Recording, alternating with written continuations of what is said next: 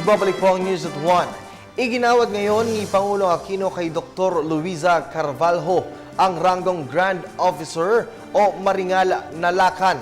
Ito'y bilang pagkilala sa kanyang matapat na paglilingkod sa Pilipinas bilang UN Humanitarian and Resident Coordinator at Resident Representative ng United Nations Development Program. Nag-courtesy call din kay Pangulong Aquino ang mga sundalong nagbigay ng 2 gintong medalya sa Pilipinas sa 500 and 200 small boat Premier Open category sa Italy. Ang ulat mula sa aming kasamang si Elena Luna.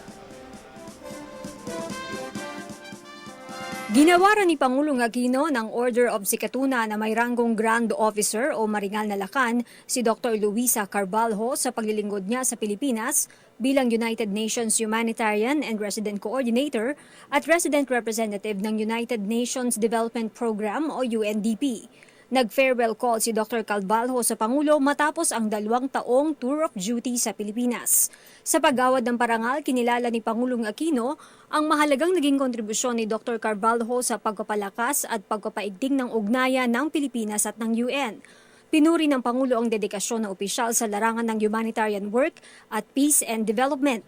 Kinilala rin ng Pangulo ang tulong na ibinigay ng opisyal para maging tulay sa pagtutulungan ng gobyerno at pribadong sektor, lalo na ang pagkuha ng suporta mula sa international community para sa emergency response, disaster risk reduction management, peace building, conflict resolution at edukasyon sa Pilipinas.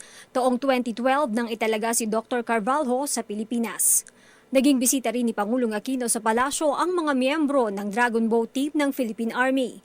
Ang mga sundalong ito ang nagbigay ng 2 gold sa Pilipinas sa 500-meter at 200-meter small boat Premier Open category sa ika-9 na International Boat Federation Club Cruise World Championships sa Italy noong nakaraang buwan.